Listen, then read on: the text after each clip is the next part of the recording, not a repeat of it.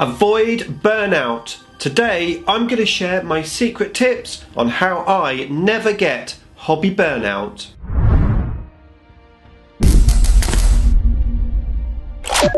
Nick speaking, and welcome to this video. Right, in today's video I'm going to share my top 10 secret tips on avoiding hobby burnout. Now, I have been into the hobby for 18 years and I've never ever had hobby burnout, and hopefully today my tips are going to help you do the same. So let's start off with tip number 1: have different projects. Okay, so a great way to avoid hobby burnout is to have more than one project on the go at once. Not too many projects, ideally about 2 or 3, and it's even better if you can have different type of projects on the go, i.e. a painting project, maybe a building project, maybe the third project could be just reading a book. 2 or 3 different projects where you can pick and choose depending on how you feel when it comes to doing your hobby can really help. One day some painting, the next day some converting, the next day some reading, depending on how you feel.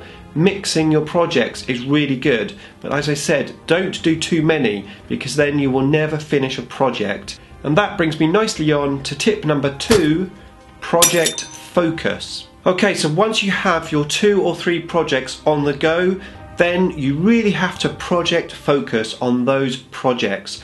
Don't be distracted by any other projects, any new toys that come out. Focus in on those projects. You want to finish at least one of those projects before you introduce another one into your selected 2 or 3 projects. This really helps focus your mind and helps you complete your projects. You can still get excited about your new toys, knowing that when you finish a project, they are going to be next. Indeed, you can actually use a reward system for this, and that's what I want to talk about next.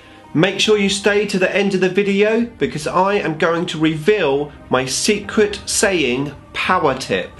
Okay, so tip number 3, motivate with reward. This is another great tip, especially if you're building or painting an army, doing the same thing over and over again.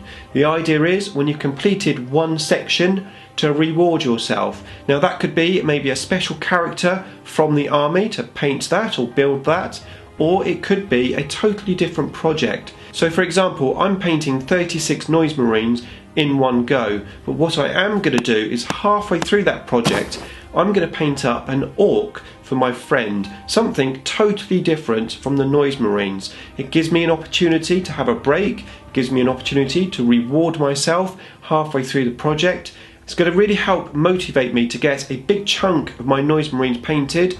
Then I get to paint a fun character for a friend, and then I can go back with project focus and continue painting my noise marines. Really powerful, really useful tip.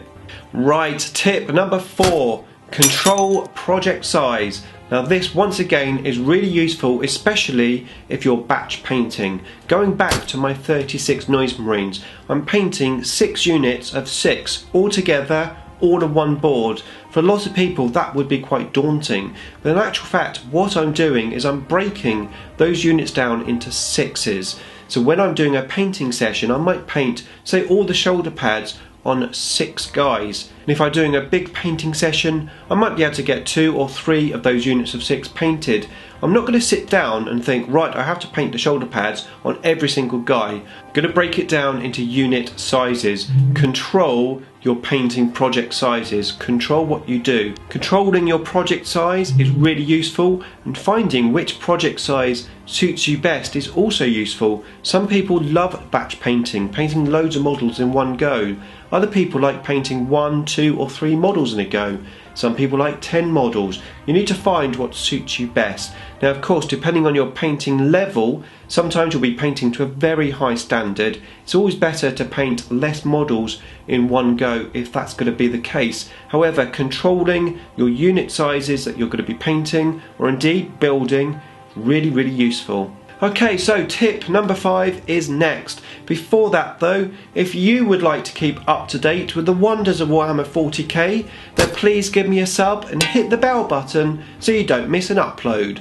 Right, tip number 5 is using deadlines. Okay, so I know some people don't like to use deadlines. Indeed, they find it too stressful, they find it's too much pressure, knowing they've got to finish a project by a certain time. Now sometimes you have no choice. Maybe you're going to an event, a painting competition or a tournament. You have to finish by a particular time. Some people like that, it motivates them greatly. And some people don't like deadlines at all. In actual fact, it takes away their hobby focus totally. Now personally, I like to use deadlines. I find deadlines are really useful, however, not really strict deadlines. I give myself small deadlines. Setting yourself a small personal deadline is really useful for motivating you. Nothing too drastic, nothing too big.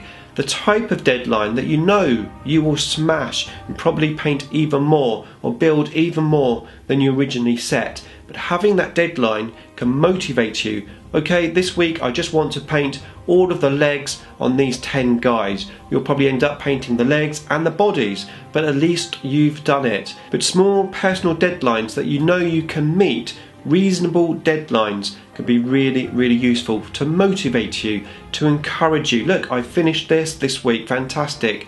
The next week, okay, I'm going to do this. It's all about motivating yourself. Okay, so tip number 6, quality over quantity.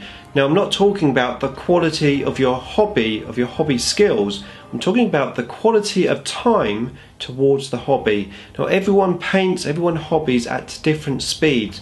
Some people can kick out a whole army in a month. Others can just do a unit of 5. The key thing is that you have quality time to do your hobby. Now, that may be half an hour a day, 1 hour a day, 7 hours a week, whatever you can spare. Make sure that you have quality time for your projects. It doesn't matter how quickly you go. Don't compare yourself with how quickly others do their hobby. Just make sure you get time for your hobby. Whatever you do in that time, you need to be happy with. Okay, so tip number 7, hobby with friends. Another great way to stop hobby burnout. Get together with a few friends, do some hobby, motivate each other, get some good conversation going about the hobby or indeed about other topics. Really, really useful to keep your mind distracted whilst you're doing hobby. If you can't do it at home, maybe do it at your local club. Maybe give up a gaming night for a hobby night. If you haven't done it yet, I would seriously suggest it. Now, I appreciate not everyone has the opportunity to do a hobby night with friends, but how about doing hobby with people on the internet, i.e. a group build or a challenge? Another way to get involved with friends, see other people's projects evolve, help motivate your projects. Really, really powerful tip. Okay, so tip number 8, learn something new. Now this is a really great tip. Try to do something new with each project. Nothing too drastic. You don't want to be doing lots and lots of different techniques all in one go. Take one technique that you haven't done before and try to learn it. Really, really powerful. Doing something new, learning something new, each project really helps avoid the hobby burnout. Okay, so tip number 9, be happy with your work. Now, we all want to improve. Each project that we do, we are aiming to get better. However, don't be too much of a perfectionist. Aim for your best. Once your best is done, be happy with it. If you can't be happy with a project, you'll always be looking back. Could I have done this? Maybe I could do that. It's better to be happy with a project and move on to the next one. This helps to keep you motivated. Okay, so tip number 10. Make a list.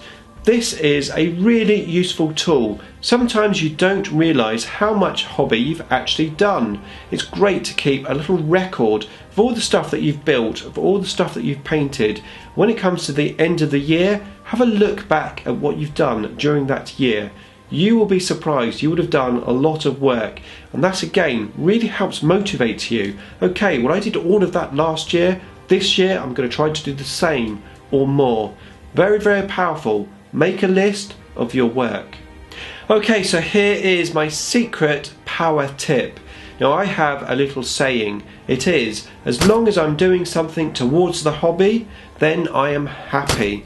Now this is a very powerful saying because basically it allows me to do anything and be happy. It could be writing an army list, it could be painting, it could be converting, it could be reading a book, it could be watching how to do something on a tutorial on YouTube regarding the hobby. As long as I do something towards the hobby each day, then I'm happy. Maybe even thinking about something, thinking about a list idea, thinking about a colour scheme, how you're going to paint something. As long as you've done something towards the hobby, then you should be happy. And those are my best tips for avoiding burnout. Now a lot of people say that batch painting is the worst thing that burns them out the most. Now I have a separate video all about how to batch paint. I'll link you up to that video just there. Check it out if you're interested. And if you enjoyed this video, please consider subscribing. Hit my icon at the end of the video so you can keep up to date with the wonders of Warhammer 40k. Beam me up.